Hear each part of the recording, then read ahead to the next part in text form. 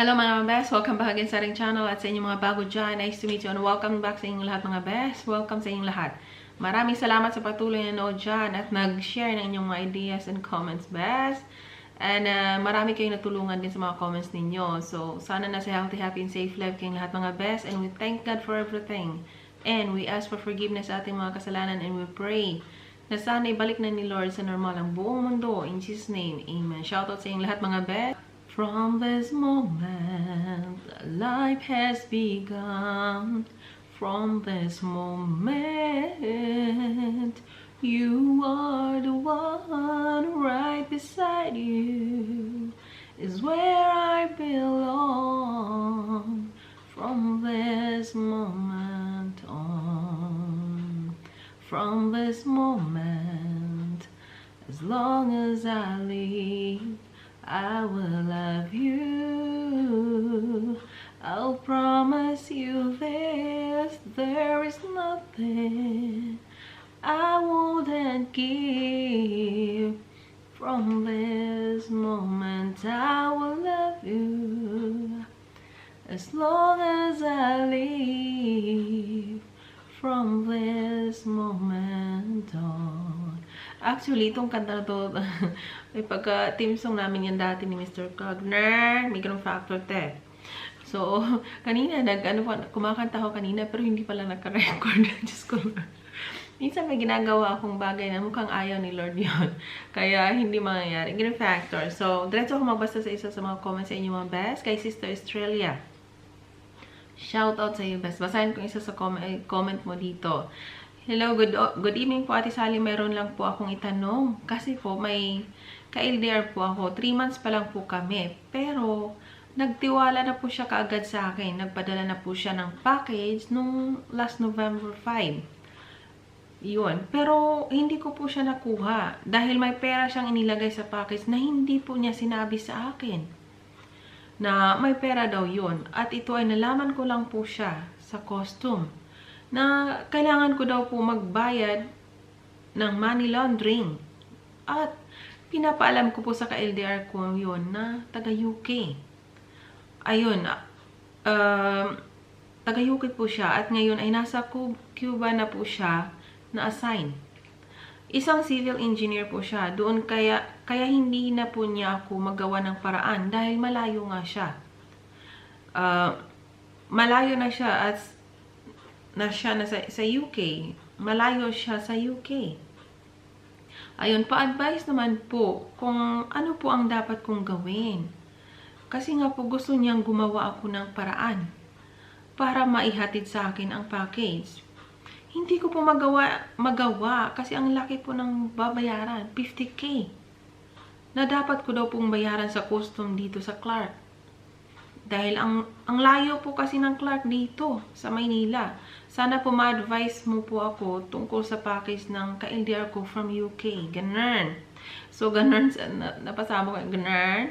So, best, may nag-comment sa iyo, si Sister Lizelle. So, basahin ko yung comment niyang tatlo. Sure ka ba dyan, sis? Baka pasaway yan. Alam niyo ang ibig kong sabihin ng pasaway. Yun. So, marami na din akong na-encounter na ganyan, sis. Kasi ang totoong nagpapadala yung ka-LDR mo, wala kang dapat bayaran. Kasi, bayad na lahat yon bago dumating sa iyo. If ganyan yan, ako pasaway yan, sis. Sad to say, pero huwag kang maniwala dyan. Naku, best na nagpadala ngayon, ay nag-message ngayon, ay nagtanong. Agree ako sa comment ni Sister Lizelle. Tama yan, best. Tama yung advice niya. Yung ka-LDR mo is 3 months ago pa lang. So, dahil nga nagtiwala daw siya kaagad sa'yo, nagpadala siya ng package na nung November 5 pa. Hindi mo siya kinuha dahil may pera daw yon, hindi sinabi na affirm mo. Pero nalaman mo lang sa custom, kasi nga yung custom na yan, nagsabi daw na may babayaran kang 50k, eh, sobrang laki yun, bes. Hindi tayo umutot ng pera. Para ganun kadali yon. Tapos, ang isa dyan, na hindi daw sinabi ni AFAM. So, gusto ng AFAM na maghanap ka ng paraan para makuha mo yung package na yon. Kasi wala daw siya magawa. Malayo siya sa country nila. Kasi na-assign siya dun sa ibang country. So, ang tanong ko sa iyo, Bes, ano bang purpose mo sa paghanap mo ng ka-LDR? Ay, kumbaga, sumali ka sa dating site. Anong purpose mo? Ang tanong ko dyan, anong purpose mo? Mostly dyan ang sagot is, makahanap ng AFAM na mamahalin ka. Mamahalin mo. Naghanap ako ng AFAM na mamahalin ako. Iingatan ako. Ako lang ang mamahalin. At makasama ko siya habang buhay. Mamahalin ko din siya at alagaan. Yun talaga ang mostly purpose natin. Kasi maraming beses na akong nabigo. So, umaasa ko na kahit baka naman sa foreigner, doon ko matagpuan yung totoong pagmamahal. So, yun ang purpose talaga sa pag-join ng dating site.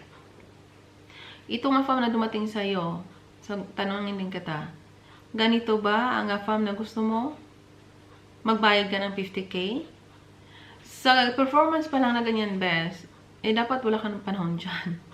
Wala tayo, hindi tayo umutot ng pera. Hindi tayo maraming pera. Maliban na lang kung butas na butas ng bulsa mo dyan sa sobrang puno ng pera at ang pamilya mo ay hindi na nangangailangan ng pera. Ganon, kung sobra-sobra na yung pera, best, advice ko dyan, ayuda na lang natin. Kasi krisis tayo ngayon. Ang mga maliliit na bagay sa atin, malalaki yan dun sa mga walang-wala. So, advice ko sa'yo, huwag mo nang pansinin to. Tandaan nyo, ang mga AFAM na nagmamahal sa inyo, never yang manghingi ng pera. Or never yan gumawa ng mga bagay na maglabas kayo ng pera. Tandaan nyo yan, sila yung maglabas ng pera ng taos puso. Ang advice ko sa'yo, huwag mo nang patulan to, bes. Huwag mo nang pansinin yan. Kung mag-message ka sa kanya na isang beses, tama na yon. Wala kang perang makukuha doon. At ang hanap mo ay isang lalaking mahal ka, tatanggapin ka kung sino ka. At ang makasama mo siya habang buhay. Pero ang lalaking ganito, kailangan maglabas ng pera. Naku, basura katapat niyan. Pag mula ngayon, huwag mo nang pansinin yan, bes. Mag-message ka lang sa kanya na good luck sa'yo. And you can have your pockets back. I don't have money to pay for that. Ang mahal kaya noon, buti kung 5 pesos yan. 50k yan, bes. So, magmula ngayon, huwag mo nang pansinin yan. Tandaan nyo lahat kayo nanood dyan. Ang mga AFAM ninyo dapat magbigay sa inyo ng pera taos puso. Hindi yung kayo ang maglabas ng pera sa bulsa ninyo. Kawawa kayo, bes. Nung time ko na nag-search ako, sobrang dami din akong ganyan. So, hindi talaga yan matapos-tapos. Nung panahong 2003. Well, nag-start naman talaga ako 2003. 2003, tagal na yun, best. 2003 talaga yung nag-start ako siguro, I think. So, matagal na yun. So, way back that year, meron na talagang ganyan. So, hindi talaga yan mawala. Natural lang yan. So, natural.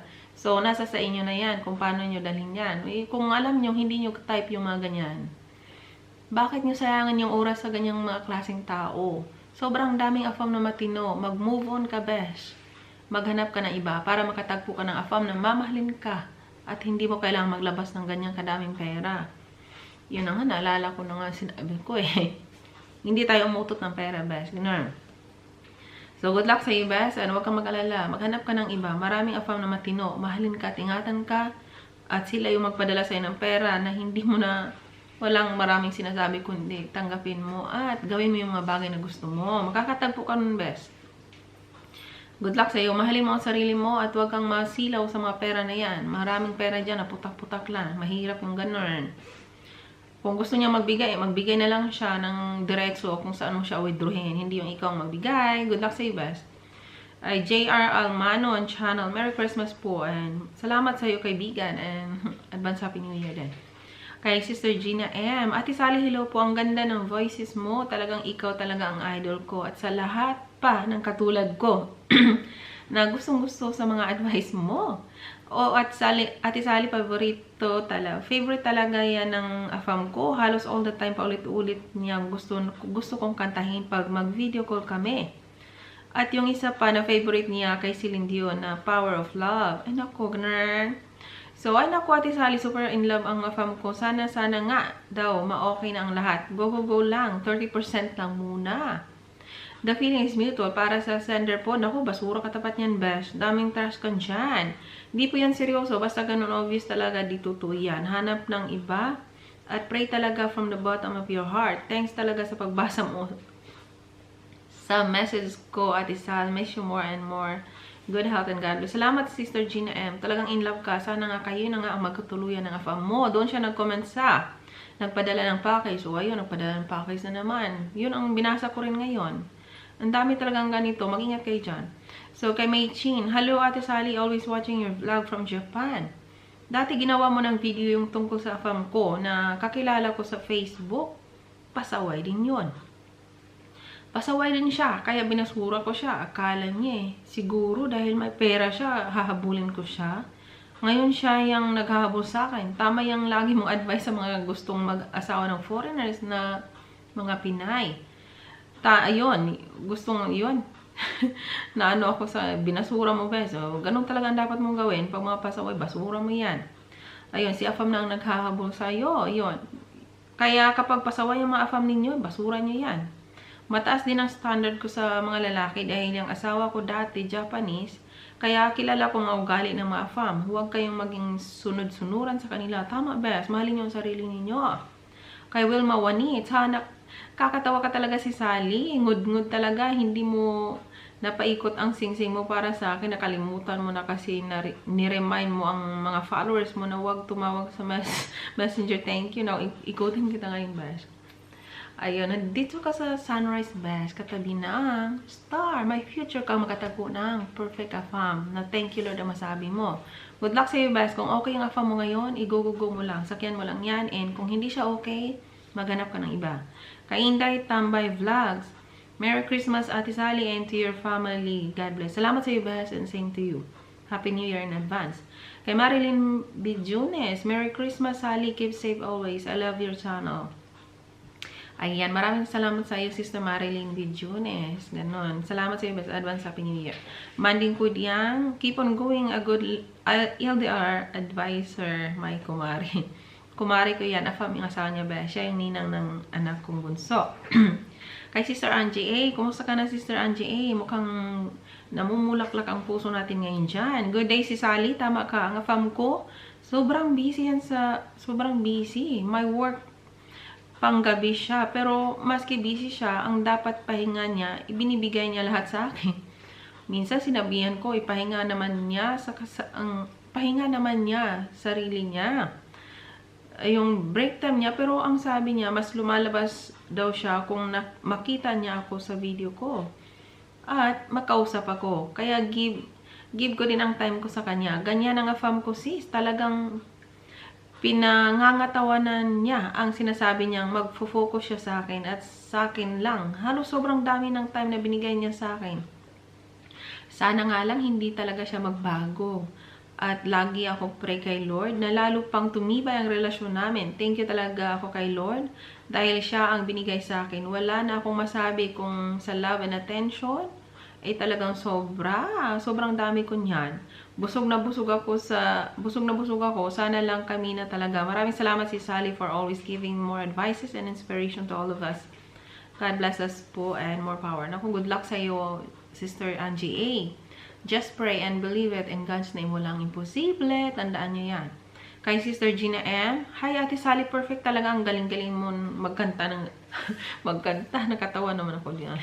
Galing, ano nga ako, best. Pausaw best. Yung kanta ko wala sa tono, wala dito, wala doon. Maraming salamat na appreciate niyo yan. So, yung kanta, record ko, kanta mo. Tapos tumawag si Afam. Nakinig kaming dalawa. Naku, salamat sa inyo. Ganun factor. Pinakinggan niyo yung wala ditong tono.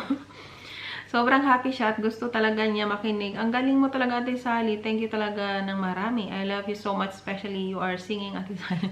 Salamat ng marami pagkanta. Ano bang kinanta ko? Perfect. I found a love. Ganun. Yun ang kinanta ko. So, magbasa muna ako ng comment kasi talagang bilis ng oras. Hay nako, para sa sender, hanap ka ng iba, best. Di yan seryoso, best. Ganun. Basura agad yan. Walang kwenta yung best. Continue mo yung searching mo, best. Until such time, makamit ka ng super serious po na gano'n. Ganon. Kay Sister Gina yan. Para dun sa kapatid nating may 3 kausap pero wala man lang nanghingi ng number or Facebook. So, hindi yun para sa'yo, best. Ang galing talaga ni Ate Sally. Yes, power of love. Yes, Ate Sally, thank you talaga sa pagkanta. Talagang super ganda talaga ng boses. Ganun factor. Salamat, best. Na-appreciate niyo yung kanta ko wala dito, wala doon.